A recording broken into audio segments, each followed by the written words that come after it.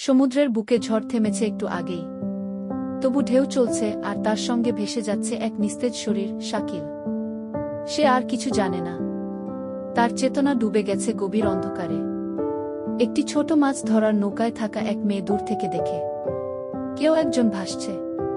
সে চিৎকার করে সঙ্গীদের ডাকলেও কেউ শুনতে পায় না। তখন সে নিজেই লাফ দেয় ঠান্ডা পানিতে। মেয়েটি তীরে ভেসে যাওয়া দেহটিকে ধরে নিয়ে আসে নৌকায়। সে হাঁপাচ্ছে, ভয়ে কাঁপছে, তবুও হাল ছাড়ে না। সে শাকিলের পেটের উপর চাপ দেয় বারবার, যেন বুক থেকে পানি বেরিয়ে আসে। হঠাৎই শাকিল কাশতে কাশতে মুখ দিয়ে পানি বের করে। তার বুক ওঠানামা করে, নিঃশ্বাস ফিরে আসে। মেয়েটি তার নাক মুখ পরিষ্কার করে, তারপর তার ঠোঁটের উপর ঠোঁট রেখে নিঃশ্বাস দেয়া, আরেকটা প্রাণ বাঁচানোর শেষ চেষ্টা করে। ধীরে ধীরে শাকিল চোখ মেলে।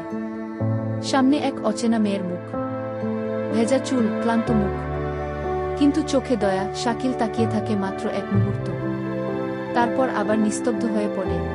রিমা ধীরে ধীরে শাকিলের শরীরটাকে সমুদ্রের পাড়ে নিয়ে আসে। শাকিলের নিস্তেজ শরীরের পাশে বসে পড়ে। এক মুহূর্তের জন্য সবকিছু যেন থমকে যায়। শাকিলের মৃদু নিঃশ্বাসে মিশে আছে বেঁচে থাকার স্বস্তি আর অজানা আশঙ্কা। রিমার সাথীরা তাকে দূর থেকে ডাকছিল, রিমা, ফিরে এসো, আমাদের সময় নেই। কিন্তু রিমা চাইলেও পারছিল না, সে শাকিলকে সঙ্গে নিয়ে যেতে পারবে না। তার চোখে পানি জমে যায়। অনিচ্ছা সত্ত্বেও রিমাকে উঠতে হয়। সে শেষবারের মতো তাকিয়ে দেখে শাকিলকে। একটা অজানা ব্যথা বুকের গভীরে জমে থাকে। চোখের কোণা মুছে সে ফিরে যায় সাথীদের কাছে। সমুদ্রের পাড়ে শুয়ে রইল শাকিল। তার জীবন বাঁচিয়ে অচেনা কারো মনে রেখে গেল একরাশ প্রশ্ন। আর রিমার মনে থেকে গেল সেই অদেখা বন্ধনের অনুভূতি।